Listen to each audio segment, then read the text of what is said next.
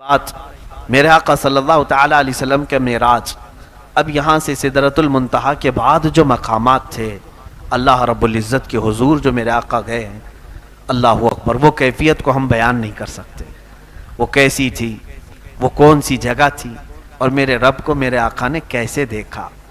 حضور صلی اللہ علیہ وسلم سے پوچھا بھی صحابہ نے، تو حضور نے اتنا کہا، میں نے میرے رب کو بہت حسین شکل میں دیکھا ہے، لیکن کوئی چہرہ ایسا تھا یا کوئی ہاتھ تھا، کوئی پیر تھا، معاذ اللہ، اللہ کے لیے کوئی جسم ثابت نہیں کر سکتے۔ یہ بھی یاد رکھیں آپ، اللہ کا کوئی جسم ہم ثابت نہیں کر سکتے، کیونکہ جو تمہارے عقل میں آ جائے وہ خدا نہیں ہے۔ اللہ رب العزت کو کوئی احاطہ نہیں کر سکتا، وہ سب کو احاطہ کیا ہوا۔ اب یہاں سے میرے آقا صلی اللہ تعالیٰ علیہ وسلم فرماتے ہیں، مجھے آواز آئی اپنے رب کی طرف سے، اے احمد قریب آؤ، اے احمد قریب آؤ، اے احمد قریب آؤ۔ میرے آقا کا آسمانوں میں احمد نام ہے، زمینوں میں محمد نام، احمد بلایا جا رہا تھا۔ اس کے بعد رب تعالیٰ سے آپ قریب ہوتے گئے، قریب ہوتے گئے۔ حضور صلی اللہ علیہ وسلم فرماتے ہیں، رب ذوالجلال نے اپنے دست قدرت کو میرے سینے پر رکھا، جس کی ٹھنڈک میں نے محسوس کی، اور میں نے دیکھا زمین کے سارے خزانے میرے سامنے کھلے ہوئے تھے۔ میں نے آسمانوں اور زمینوں کی ساری چیزیں دیکھ لیں، اسی وقت میں نے پوری کائنات کو دیکھ لیا۔ اللہ رب العزت جس کے سینے پر دست قدرت رکھے، اب اس سے کون سی چیز چھپی رہے گی؟ اسی لیے میرے عزیزو، ہماری یہ محفل بھی میرے آقا کی نظروں سے چھپی ہوئی نہیں ہے۔ اللہ نے اپنے رسول کو وہ طاقت و قوت اور تصرف عطا فرمایا۔ اب اندازہ کریں، حضور پاک صلی اللہ علیہ وسلم فرماتے ہیں، اب جو راز و نیاز کی باتیں ہوئیں اللہ اور اس کے محبوب کے درمیان، اس کی ساری تفصیلات تو ہیں نہیں۔ اللہ تبارک تعالیٰ نے اپنے نبی سے کیا باتیں فرمائی، بہت ساری باتیں تھیں، لیکن جو امت کے لیے تھی وہ اہم باتیں تھیں۔ حضور پاک صلی اللہ تعالیٰ علیہ وسلم کو اس وقت میرے رب نے ایک آپشن دیا، اختیار دیا۔ ویسے تو خود اللہ نے بلایا ہے، آج میرے آقا جو مانگتے وہ مل جاتا، اور ملا بھی۔ اندازہ کرے، حضور صلی اللہ علیہ وسلم سے رب تعالیٰ یہ فرما رہا ہے، اے محبوب، آج تمہاری کوئی حاجت ہو تو بیان کر دو۔ اگر رسول پاک صلی اللہ علیہ وسلم، کیونکہ میرے آقا نے کبھی یہ نہیں کہا کہ مولا مجھے اب کسی چیز کی حاجت نہیں، بلکہ ہمیشہ ہم تیرے محتاج ہی ہیں۔ یہ وہ زمانہ تھا جب مکہ والے ستا رہے تھے، یہ وہ زمانہ تھا جب مکہ والے صحابہ کو گھسیٹا کرتے تھے، حضور پر سوشل بائیکاٹ کے قانون لگائے تھے، بہت ساری پابندیاں کی تھیں، پریشان کیے ہوئے تھے۔ میرے آقا صلی اللہ تعالیٰ علیہ وسلم اللہ تعالیٰ سے عرض کرتے کہ مولا یہ ساری کلفتیں آزاد ہو جائیں، مکہ میں بڑا محل مل جائے، عیش سے میرے سارے ساتھی، میرے صحابہ زندگی گزارے۔ حضور صلی اللہ تعالیٰ علیہ وسلم سے جب رب تعالیٰ نے فرمایا، اے محبوب، آج تمہاری کوئی حاجت ہے تو بیان کرو، میرے آقا صلی اللہ علیہ وسلم نے فرمایا، مولا ایک حاجت ہے میری، ایک حاجت ہے میری۔ تو رب نے فرمایا، کہو میرے محبوب۔ میرے آقا نے عرض کیا، مولا میری امت کی بخشش میرے حوالے کرتے، میری امت کو میرے حوالے کرتے۔ رب حب لی امتی، جس کا مطلب یہ ہوتا ہے، حب لی، مجھے دے دے میری امت۔ جو نہ بھولا ہم غریبوں کو رضا، یاد اس کی اپنی عادت کیجیے۔ جو نہ بھولا ہم غریبوں کو رضا، یاد اس کی اپنی عادت کیجیے۔ جانتے ہیں آپ، آج اسی شب معراج کے واقعے کو ہم نمازوں میں ادا کرتے ہیں، التحیات ہم پڑھتے ہیں، التحیات للہ والصلوات والطیبات۔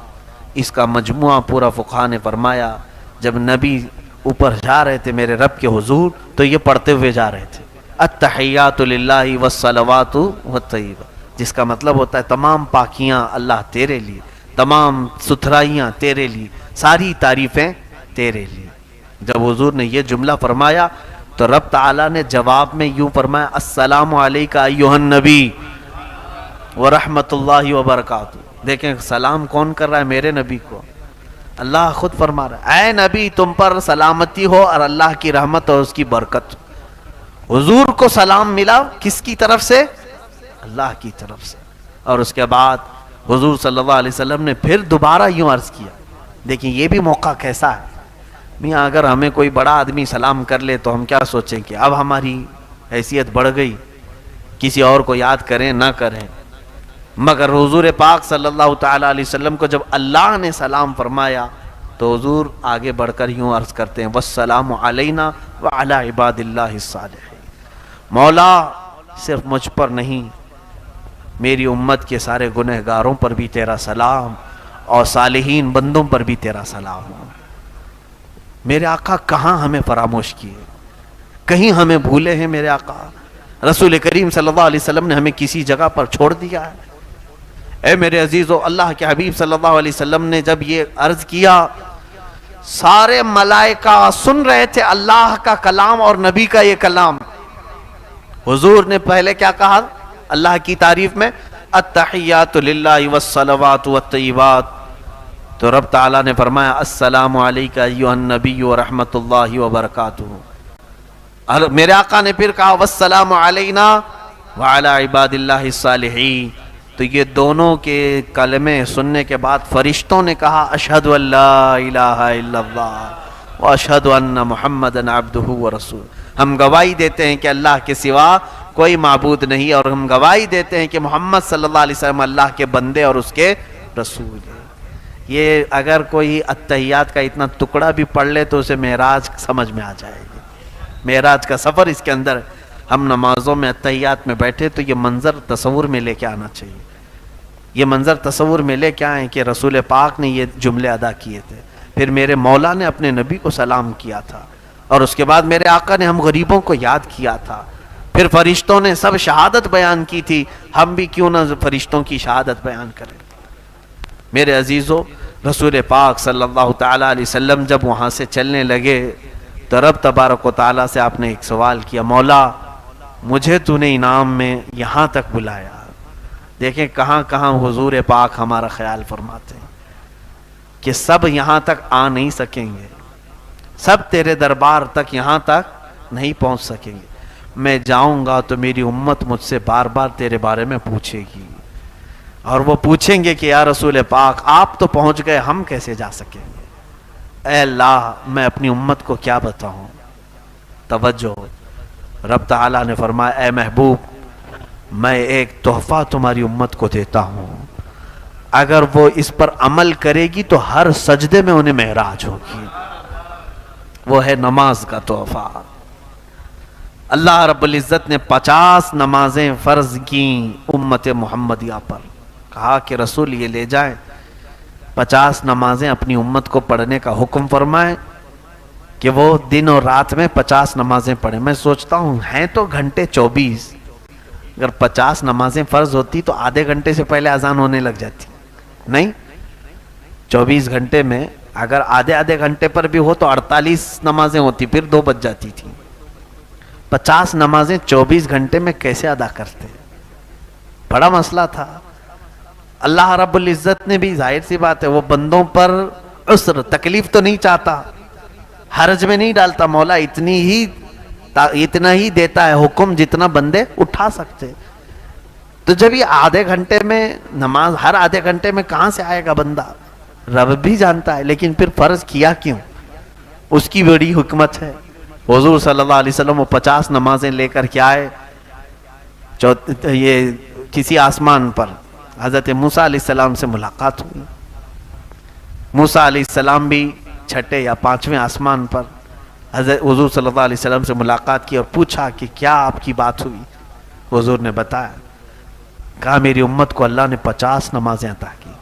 موسیٰ علیہ السلام نے کہا اے رسول واپس جائیں اپنے رب سے کہیں کہ کم کر دے، آپ کی امت اتنا نہیں کر پائے گی.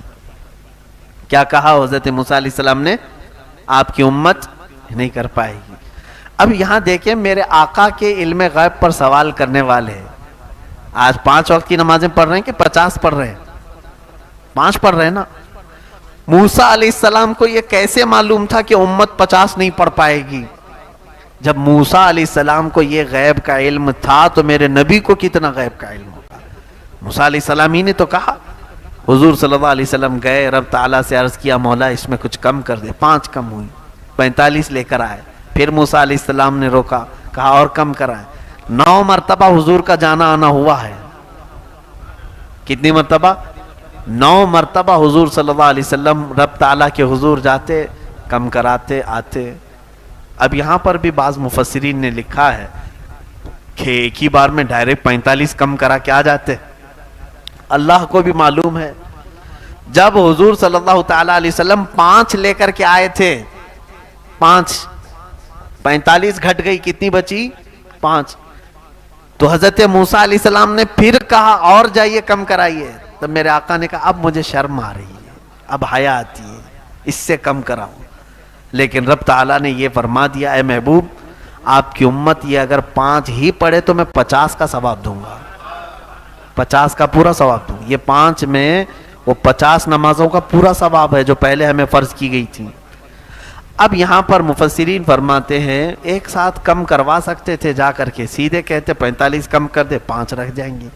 موسیٰ علیہ السلام بھی ڈائریکٹ کیوں نہیں کہے اتنی کم کرا کے لے کے آ جائیے ڈائریکٹ؟ تو فرمایا موسیٰ علیہ السلام وہ تجلی جو کوہ طور پر دیکھ نہیں سکے تھے، جو ہلکی سی تجلی دیکھ کر غش کھا کر گر گئے تھے، موسیٰ علیہ السلام وہ رب ذوالجلال کی تجلیاں میرے مصطفیٰ کی آنکھوں میں دیکھ رہے تھے، میرے نبی کی آنکھوں میں دیکھ رہے تھے۔ آنکھوں میں آنکھیں ڈال کر کے مولا کو دیکھ کر آنے والی آنکھیں کیسی ہیں؟ تو اس لیے جب میرے آقا حضور صلی اللہ علیہ وسلم رب تعالیٰ کے حضور سے واپس آتے، وہ آنکھوں میں تازہ جمال و جلال میرے رب ذوالجلال کا، موسیٰ علیہ السلام توجہ سے دیکھتے اور پھر کہتے جائیے آپ۔ حضور صلی اللہ علیہ وسلم کا معاملہ یہ تھا، اپنے رب کے حضور جتنی بار جاؤں کم ہی ہے، بار بار ملاقات کروں، اور رب تعالیٰ یہ چاہتا ہے کہ میرا محبوب آئے جائے آئے جائے۔ حضور صلی اللہ تعالیٰ علیہ وسلم اخیر میں یہ تحفہ لے کر تشریف لائے معراج کے اس سفر میں۔ میرے عزیزو، یہ سفر یوں ہی کمپلیٹ نہیں ہوتا،